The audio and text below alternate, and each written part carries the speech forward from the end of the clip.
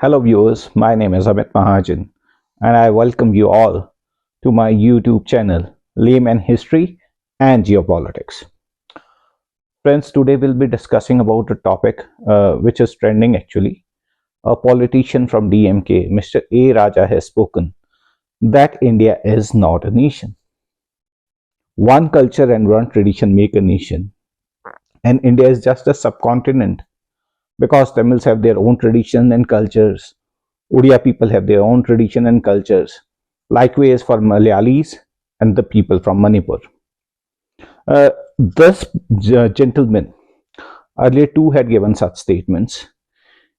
He said that the Sanatan Dharma is like dengue, HIV, and corona.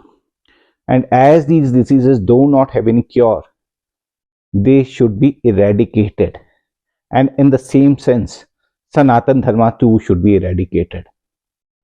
Yesterday he said that India is not a nation. We oppose Ram, we oppose Bharat Mata ki Jai, and Ram is our enemy. Last year also, another politician from DMK, Dyanidhi Stalin, the son of Chief Minister Mr. Stalin and Youth Welfare Minister of Tamil Nadu, had given a statement. He had said that Sanatan Dharma is against social justice and inequality. It too has to be eradicated. So where are these statements coming from? Why are the politicians from Tamil Nadu giving these statements? Don't they worry about the political backlash of these statements? Do not have they any fear that people will not vote for them if they are considered anti-religious, anti-Hindu? This is the thing that we are going to analyze today. The answer to all these queries lies in one single individual, the ideologue of DMK, IADMK, and Dravida politics. His name was Erode Venkatappa Ramaswamy Naikar, referred to as Periyar. He was born in 1878 in Erode. He came from a Kannada Naikar family. He propagated self-respect, gender equality, wanted untouchability to be abolished, wanted end to manual scavenging, believed in rationalism and scientific knowledge.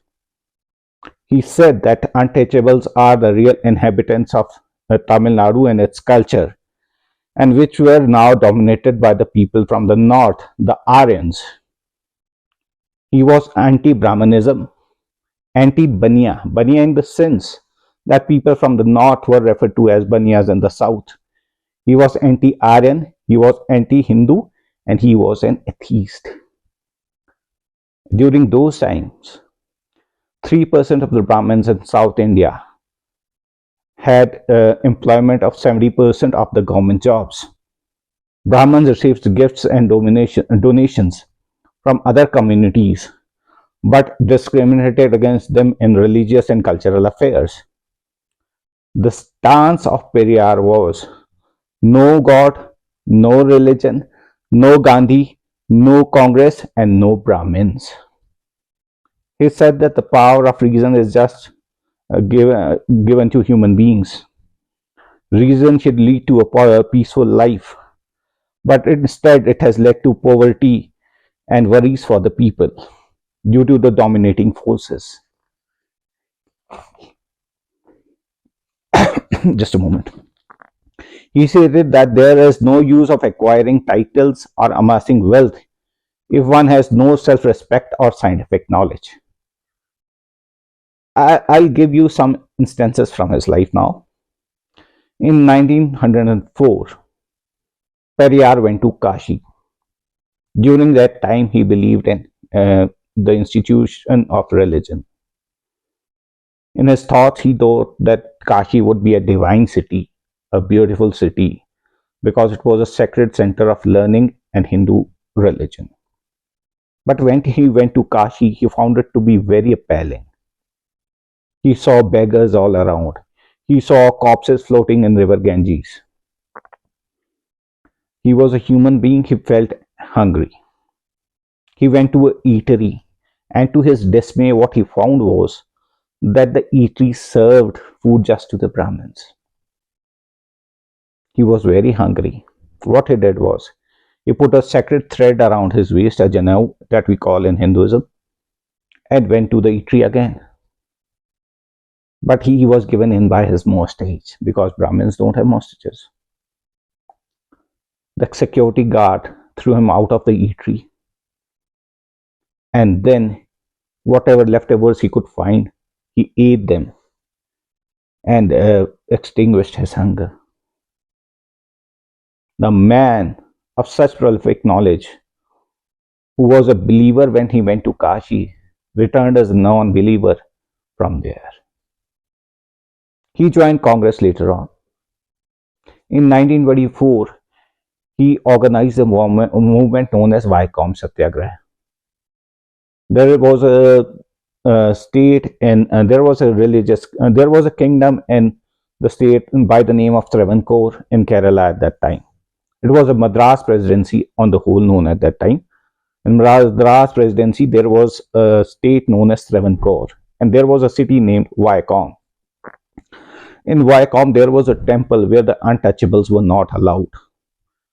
Not to talk about the temple, even in the vicinity of the temple, the untouchables were not allowed. They could not roam freely around the streets or anywhere near the temple. Periyar went there along with his wife and was immediately arrested by the authorities. Gandhiji talked to the king of Travancore or whosoever his representative was and got these leaders released. The result was that the untouchables were allowed on the streets from the western side, northern side and southern side to roam around, not in the vicinity of the temple, not in the vicinity of the temple in the real premises, but on the sideways. Still, they were not allowed entry to the temple. On the eastern side, they were completely banned to come around. Later on, this temple was opened for all the people. But the thing is, this news did not make it to the national media. No national newspaper mentioned that Periyar had been arrested. According to Periyar, this was a scheme of the Brahmin leaders of South. He was hailed as a hero in Madras residency Congress session, but not on national level.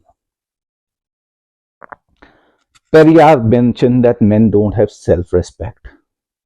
When they don't have self-respect, they look to gods and they look to the institution of religion. He said that God and fate are the direct enemies of reason. He said that I have broken the pillars of Periyar and burned the photographs of Rama. Still the people are thronging to my sessions. It means that wisdom has dawned on them. In 1938, he opposed the implementation of Hindi in government schools. Rajgopalachari was the CM. He said that we'll impose Hindi, teach Hindi to people all around India and the South also. Periyar opposed this, and as a result, today we see in Tamil Nadu, children don't learn Hindi. To this date, they don't learn Hindi.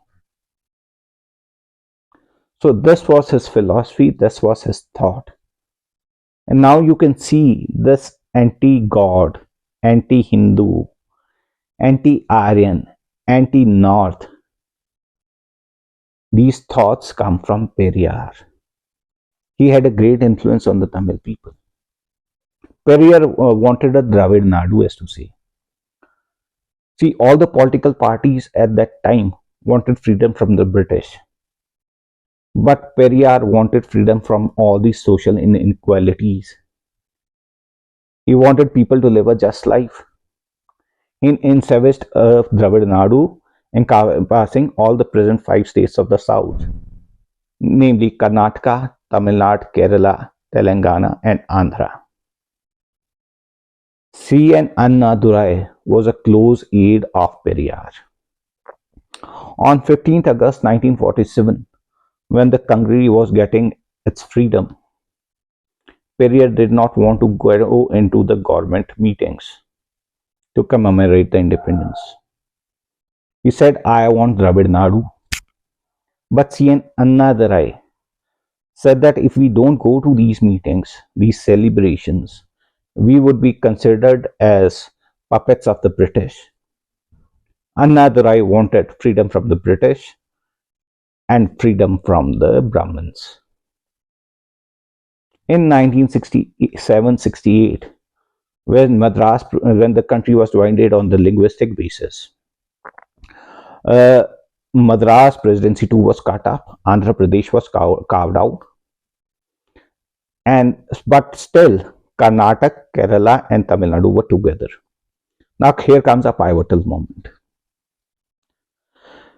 Periyar felt that in this setup the Tamils would become a minority. He wanted a separate state for the Tamils at that time. So here it comes to Dravida Nadu to Tamil Nadu. So it is here that the philosophy of Periyar was born, and it is in this land of Tamil Nadu that it is still propagated and people believe in it. It is said that people in Tamil Nadu on a personal level go to temples every day. But on a stage, whenever they share dice with people, they are anti-Brahmin, anti-Hindu, anti-Goth, basically atheists. So this is the Dravidian politics of DMK and IADMK. These people don't believe in religion. They are a regional party. They know that their fight is just for the assembly seats. They want to make a government in Tamil Nadu, or their fight is just for the 39 seats of Lok Sabha in Tamil Nadu. They know that believing and talking about Periyar will get them these seats, because Periyar has had such a massive effect on these people. It's a regional party, and they think along these lines. That's why their statements are coming which are anti-Hindu, anti-God. They do not care what Congress condemns them or Tej Pratap from Bihar condemns them. It doesn't have an effect on their health. They are just concerned about their seats. Second reason is Annamalai, the BJP leader, is on an offensive. Modi is supporting him, and he's giving projects worth crores of rupees to Tamil Nadu. Now, to counter this outreach of BJP, the DMK has brought this formula of North versus South. They are championing the cause of South, that South is an industrialized state. As a region, it's industrialized. And our fair share is going to the North. What do we get in return? We are being discriminated against. So this is the philosophy, this is the politics, this is the dynamics behind this thought, this politics. My name is Amit Mahajan, and I request you all to kindly share, subscribe my YouTube channel and like my channel too. Thank you.